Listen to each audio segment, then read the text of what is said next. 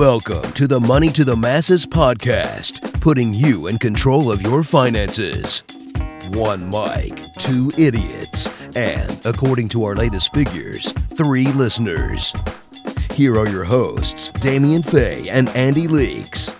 Before we start, Andy, I just wanted to say a quick thank you to our podcast sponsors, Money Farm. Now, Money Farm are the largest digital wealth manager in Europe, and they create portfolios of ETFs for their clients. They're incredibly cheap and ideal for somebody who's wanting to get into investing, and perhaps for more experienced investors who don't actually want to run their own money anymore.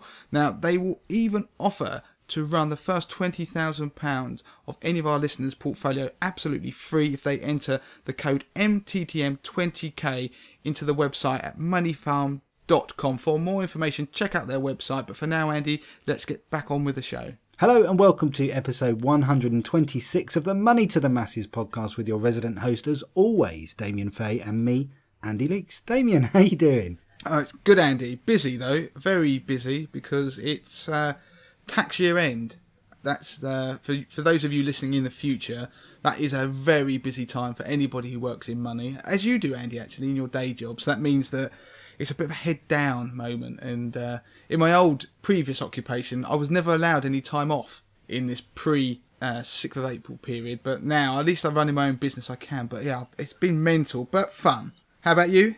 Yeah, absolutely. As you say, head down. I do work in finance and in numbers, so the last week has been pretty hectic for me, but enjoying the sunshine and trying to get out on the bike rides and things like that, and that sort of takes your mind off it. So I'm smiling. I'm all right. I'm happy. Yeah, I need a hobby like that. I need to get away from just doing money stuff, or watching Tottenham Hotspur. But one of the things, actually, it almost leads into, well, it does lead into one of our pieces this week, is almost tax year related, because the tax year is all about, in part, about ISAs and pensions. And one of the things I want to talk about is the lifetime ISA. And there's a lot of people actually have emailed me asking what I think about lifetime ISAs. What are they? Because they're a new thing, an initiative that came in as a result of a budget in 2016. And I deliberately didn't touch upon them for ages because I felt the rules would change. There was a lot of backlash around them. But I'm doing it today, and I'm going to do a couple other pieces actually. One of them is quite timely for me. It's about the cheapest time to get to renew your car insurance. So if your car insurance is coming up for renewal, what's the best time to actually do something about it? And the third piece is something to do with investing and something very particular around charges. But before we leap into all of that, Andy, because I kind of jumped straight into what's on this week's podcast. You took one giant leap there, didn't you? I did, and you've just done a fantastic link, because I wanted to quickly mention to those of you out there who listen to this podcast about the fantastic success we had with the first episode of One Giant Leap. I mean, within a day of it launching, it got into the top 10 business podcasts, didn't it, on iTunes, which is an incredible feat to get up there. And we had so many of you subscribe. Not all of you have subscribed, I can tell. So if you're listening to this podcast, go and subscribe to the One Giant Leap podcast, where I chat to a variety of people about the amazing things that they've done by following their passions and changing their lives, making it better for numerous reasons, including wealth, happiness and freedom. So go to onegiantleappodcast.com for more information, but please keep supporting it and do write reviews, because I had a lot of you write to me an email saying that you love the new podcast, but none of you have actually reviewed it on iTunes. So please do that. That helps. But more importantly, spread the word. Yeah, absolutely, Damien. And I can see all the stats that are coming through as the sort of editor of the One Giant Leap podcast. And it's really exciting to see those numbers jump up. And I can see people subscribing and enjoying it as well. So great stuff. And you've got Ricky Willis on this week, who is an inspirational guy. I won't say too much about the story. Download, listen to it now. But Ricky Willis, a.k.a. Skint Dad. Check him out. Yeah. Skint Dad is a great bloke. He's actually become a good friend as a result of a lot of what I do. He's like you say, we weren't going to say too much about him, but his story, he has an incredible point in his story where he's actually outside of Tesco's and can't afford to feed his own children, and he turns that moment of that low into an inspiring story and an amazing business, and helps thousands of other people just like him. So go and listen. If you ever dreamed of actually using social media to build a business, then that's why you need to listen to his interview. So do please listen to that. Right, so what are we going to start with this week, money-wise? Right, I thought we'd start with the lifetime ISA. And like I said, it's something that people have been asking about. And it's got a lot of press because ever since it was launched last year, I don't know if you remember, but in the budget in 2016, George Osborne came up with this idea of a lifetime ISA.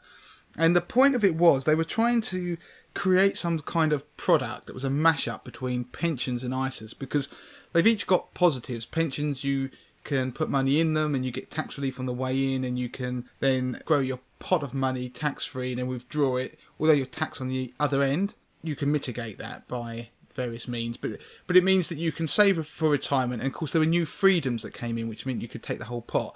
ISAs, on the other hand, are much more flexible. You can draw in and out of them, but you don't get the tax relief on the way in, but you don't get tax on the way out. So they were trying to come up with some mashup of that, and what came out of it wasn't really that. It was it's called a lifetime ISA. So I just wanted to run through what a lifetime ISA is, who can have one, and whether they're any good, because compared to pensions and something called the Help to Buy ISA. So have you ever heard of this lifetime ISA, Andy? Yeah, but only in name, and so I basically heard people talk about it, but in terms of the mechanics of it, no, I don't really know, so I'm learning here too. Well, the thing is with ISAs, there are so many of them. So we have a cash ISA, a stocks and shares ISA, we have an innovative finance ISA, we have a junior ISA, and now we've got a lifetime ISA, and I feel like I've missed one out, but I don't think I have. Now, the point is that everybody gets a £20,000 ISA allowance, and now an ISA is this, think of it like a box that's what you put in it is tax-free. It's a way of saving. Now, you can put, at the moment it's not £20,000, it's actually going to go up next tax year to £20,000. It's just over £15,000 at the moment. But what happens, anything you put in that box, if it's cash, which makes it a cash ISA, then you don't pay tax on it. If it's investments, it's a stocks and shares ISA, then you don't pay tax on that. What they wanted to do was to try and encourage people to save for a house and to help them. So they actually came up with a scheme previously called a Help to Buy ISA, which gave people a 25% kicker on the way in on the amount that they'd saved into this ISA. And it was meant to help young people get on the property ladder. Now, the lifetime ISA was kind of taking that idea and also thinking, well, people might not want to buy a house in the end, and they might want to save for a pension instead. So they kind of linked it to pensions. So the way it works is that you are allowed to save £4,000 a year into this new lifetime ISA. And the name lifetime comes from the idea that you're meant to keep it for your lifetime. I think it's a bit of a naff name, to be honest. But for every £4,000 you put in, you can actually get a maximum of £1,000, so 25% bonus. So the taxman will top that up to £5,000 a year. Now that £4,000 a year that you can put in comes out of your stocks and shares ISA allowance. So you can have a cash ISA, a stocks and shares ISA, and a Help to Buy ISA, but not everyone can have one because there are key criteria you have to meet to have a lifetime ISA. For starters, you've got to be over 18. That's kind of standard, but you got to be under the age of 40 come the 6th of April 2017, because they only launch in April this year. Now, the product is personal to husband and wife, so they can have one each. It's not a joint product in any way, and you can only have one in a given tax year. But the idea is you're not meant to have owned a property before if you want to use it to purchase a property. So that limits the number of people who can actually have a lifetime ISA. Now, the point is that you could therefore start saving a regular amount into this lifetime ISA, and then you can get a bonus topped up year on year. Now, the first year, the bonus will be paid after year one. You won't have anything for a while, but then after a while, after that point in 2018, it's supposedly you're meant to be getting sort of interest, etc., monthly. Now, one of the differences between this and the old Help to Buy idea is there's some slight different constraints. For example, the lifetime ISA, you can invest the money in stocks and shares, whereas the Help to Buy ISA, you couldn't. That was only cash. And also in the old Help to Buy scenario, you could only put £2,400 in each year, so there was a limit. Now, there are other caveats about this product. So let's say, Andy, you took one out and you hadn't owned a house, and it's a nice way of getting potentially a 25% kicker on the amount you're saving for a deposit on a house. There are limits to the size of house you can buy. So that property must be valued at £450,000 or less. And it has to be the first one that you own. So in London, that might be, for lots of people who listen to this podcast who aren't in London, that might sound quite generous. But if you live in London, that might not sound as generous given the inflated property market. Help to Buy was a slightly different kettle of fish. The limit was much lower. I mean, the limit at the time was £250,000, but was 450,000 in London. So you can already see it's taken the old idea of Help to Buy and it's tried to spice it up a bit. Now, what they did as well, they've added on this lifetime ISA. So let's say you, Andy, started saving into this thing, and even your wife could have one. So potentially you could put in £8,000 a year into it and get an extra £2,000 Brucey bonus on top until you're able to buy a house, which is great. Problem is, if you don't buy a house, then what do? Well, you can keep it until you retire and start to withdraw the money once you get to 60. Just take the money out. If you do anything other than that, so you try and take it out before age 60, try and withdraw money, or you don't buy a house, then you get whacked with a big penalty. And that penalty will wipe out the bonus that you would have got. And actually, you could potentially get back less than you put in. So there's a big catch to this, and it's the big negative of a lifetime ISA. People have been sold on this idea of it's a great sweetener in terms of a bonus. But if you decide to cash it in early for whatever reason, then you are going to get hit with this penalty. And as I say, it could mean that you get hit with this 25% exit charge, which could end up leaving you with less than you originally put in, especially if you invest in shares. So I suppose the point of this whole piece now is, do I think lifetime ISAs are any good? Now, the first thing I'd point out is that I like the idea of encouraging people to save. And if you are in that bracket of 18 to 40 trying to save for a house, and you definitely want to buy one, then fantastic. It's not for people who are going to buy a house within the next 12 months. It's for people who've got a few years until they want to buy a house. They're building up a deposit. So it is a nice idea. The exit penalty worries me. I don't really like that idea because things change and suddenly you can end up finding that you saved this money in there and actually, what was the point?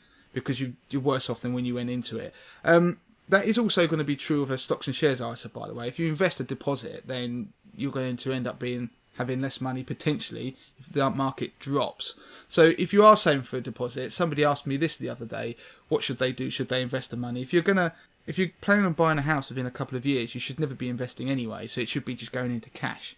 So if you want to get a cash ISA and save into that, or a cash lifetime ISA and save into that, then fantastic. But one of the issues you've got is people are getting quite excited about it because they're thinking, well, this is my means of maybe buying a property, or I can actually save for retirement as well using this thing. You won't ever get away from the fact that a pension is still better than a lifetime ISA. And the flexibility this new product offers isn't as exciting when you dig into the numbers, because partly when you get to a pension, you can actually invest in a pension, you get tax relief on the way in, but you can then take the money as you see fit when you retire. Yes, you can get taxed on it when you're age 55, so that's 5 years earlier than you can take the money out of a lifetime ISA.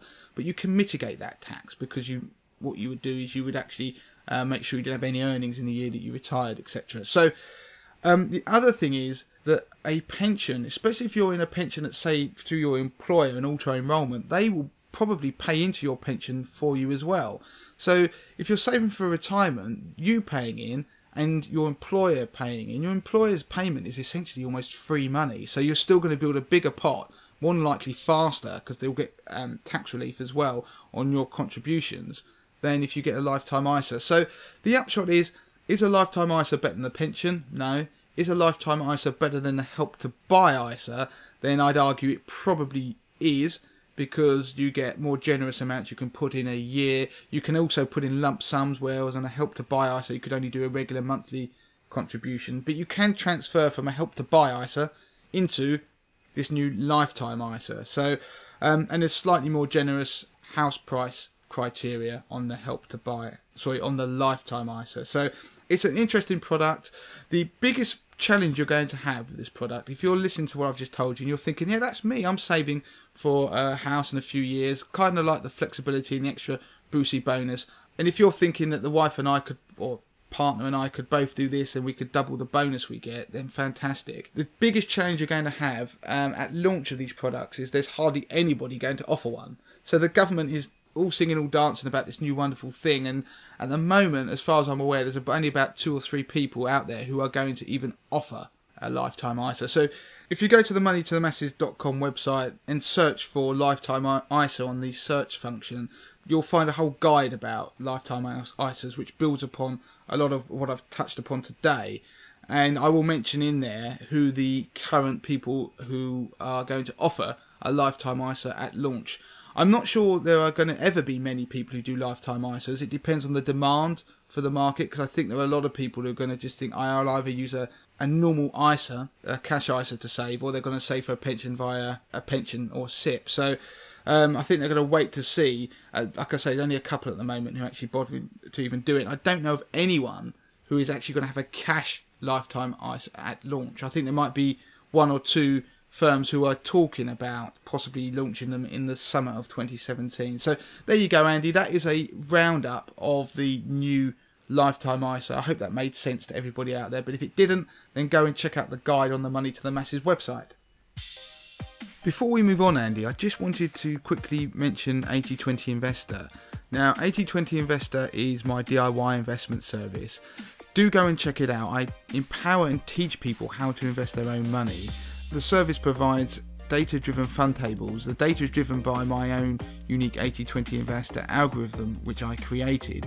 You also get stop-loss alerts, you get research articles and insights, you get market commentaries, monthly commentaries, and DIY investment lessons, but you also get access to my £50,000 portfolio, which is a portfolio of my own money, which I run live on the site for members to see, and it shows people how I use the service to maximise my returns. And in the first 2 years of doing so, I turned £50,000 into £59,500, which is a 19% return, beating investment managers, professional fund managers, financial advisors, investment banks, passive trackers in the market. So everybody can have a free 30-day trial of 80/20 Investor, and you can claim that by going to moneytothemasses.com and going and clicking on the 80/20 Investor hyperlink at the top of the page. So go and try the service.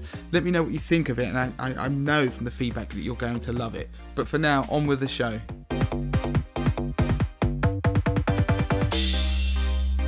Okay, what have we got next? Right, next, Andy, I tell you, we'll do the car insurance one.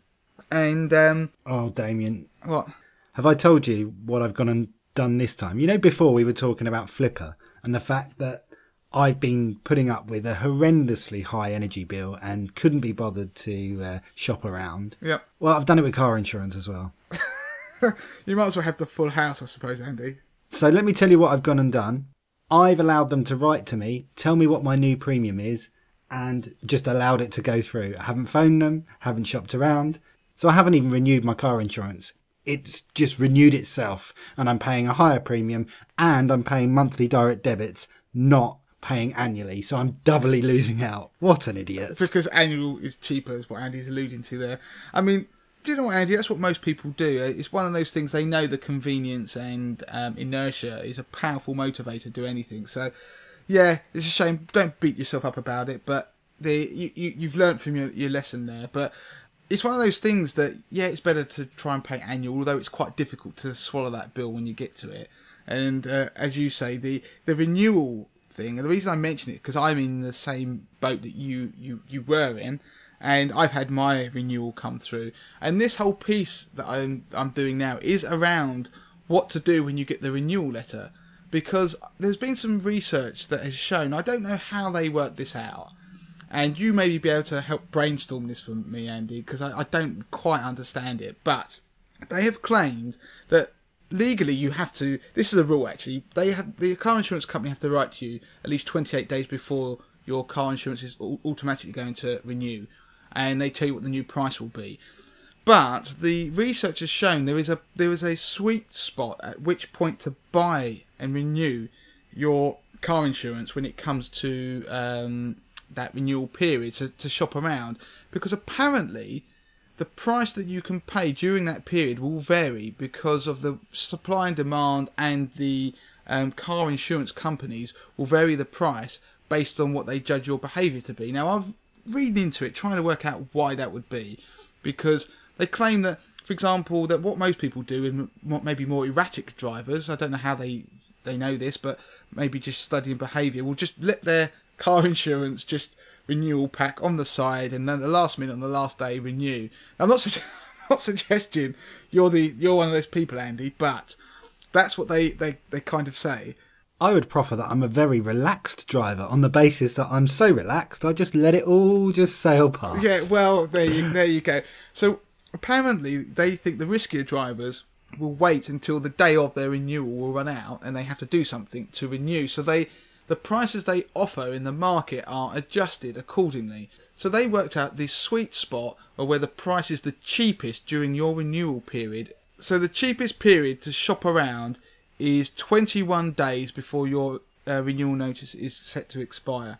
So, I was thinking this through, and let's just take you for example, Andy. Then your renewal notice was about to expire, and they suggest that you should have shopped around 21 days before, but then your renewal notice and your renewal date is specific to you. So I don't understand, because then maybe mine is a day later, so if I did it 21 days, do you know what I mean? I just don't see quite how that stacks up. The research apparently proves it. I don't know if they sum all the... Most people probably renew on the first of the month or something like that. Maybe there are clumps of renewals in their database that they can see when most renewals happen, and therefore they price accordingly. But I couldn't see...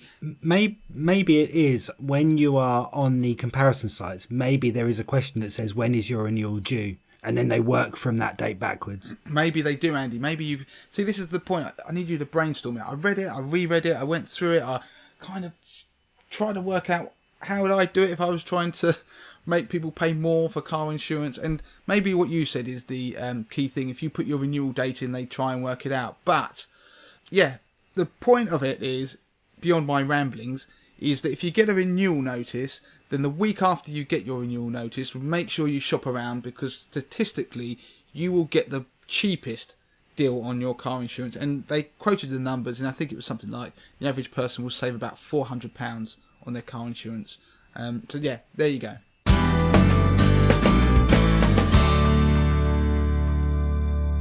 Final piece, Andy, because I'm conscious of time. I got asked this question on investing by email, and it was somebody who's asking about bid offer spreads.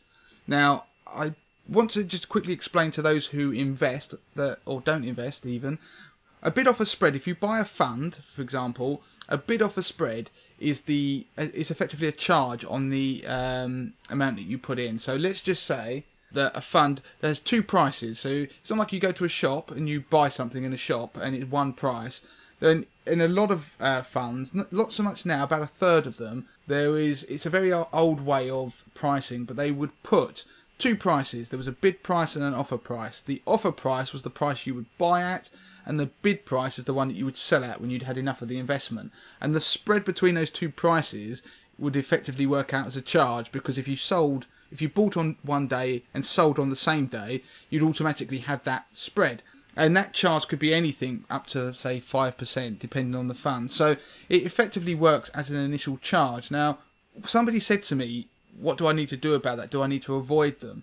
And the truth is that there are lots of funds now that are what they call single price. So there's one price on it. So if you go onto Fidelity, Hargreaves, and you search for the fund, you'll just see it'll have bid offer and it'll have just one number, or it won't even mention bid and offer. Now, yeah, generally speaking, you do want to buy just the single priced funds. And it's particularly relevant to people who do things like I do with 80/20 Investor, who move in and out of funds regularly. Because the impact, if you're always buying funds with large bid offer spreads, is that you're effectively paying a penalty every time. And sometimes if the penalty can be tiny, it can be fractions of a percent and you might not mind it. But if it's like a couple of percent, then you've got to make up 2 or 3% before you even get back to where you were, if that makes sense. So with your new investment. So I would always say try and avoid bid offer spreads, because a lot of times through fund supermarkets, the brokers, you can get funds that don't have bid offer spreads. Some fund houses have them nearly on all their funds, so it just means you have to avoid certain fund houses. But you can see it anyway when you invest. It doesn't mean that on single priced funds, which people might not realise, that you can't get penalised in any way, because what happens with bid offer spreads is that sometimes they can widen them. They're not fixed. They're like they go up and down, and the The reason they do that is they protect people who are already in the fund. So if you imagine if you were a very, very, very wealthy individual and you decided to take millions out of a fund, it can actually cause the fund manager to have to sell down assets, and if the people left behind can actually be penalised in a way, and that bid offer spread can be moved to actually only penalise the people who are taking money out, if that makes sense, because the bid offer spread penalty actually only comes into effect when you actually exit. So the idea that single priced funds obviously don't want to expose people to really big bouts of selling or people entering a fund, because actually if you're in it, then if somebody sells en masse and they sell millions, because don't forget some of these funds that you might buy may also be bought by other fund managers as part of their fund, so they could be moving millions and millions in and out on a single day. So a single priced fund can actually, what they will do is they'll swing their price on at a given moment, and the price will jump and then it will go back again. So therefore the price you thought you were getting might change. And if you want to know how often that happens, it doesn't happen that often, but if you want to know, you can actually find out by going to a fund's prospectus. Now every fund has a fact sheet, and there also is a pamphlet, a prospectus that you can get from the fund house's website. In the back of there is normally, or has to be in there somewhere, details of how many times they've swung the price like that in the last 12 months. And it is very, very rare. I mean, it hardly ever happens.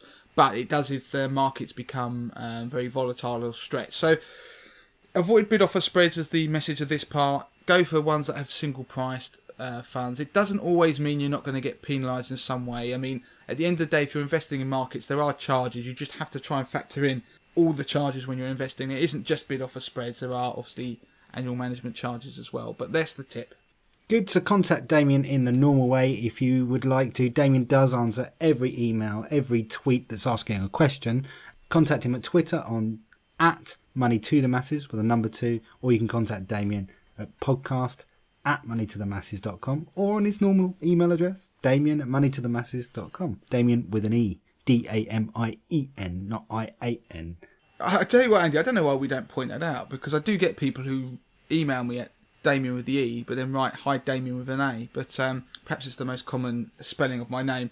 Other thing, don't forget, go and subscribe to the One Giant Leap podcast. Leave reviews for this podcast and that podcast as well, because we need reviews, and tell everybody about what we're doing. And don't forget, we have a Facebook group for the One Giant Leap podcast where you can go in there and you can talk to the likes of me and Andy about anything, but in particular we like to talk and brainstorm around ideas for people who are trying to do something a little bit different, or just to chat and say hello. So everybody, please go and join that. It's going to be a lot of fun. Until next week. Bye. Don't forget to claim your free copy of Damien's best-selling book, The 30-Day Money Plan. Sort your finances in just 5 minutes a day, worth $4.99. Just go to moneytothemasses.com/podcast to find out how.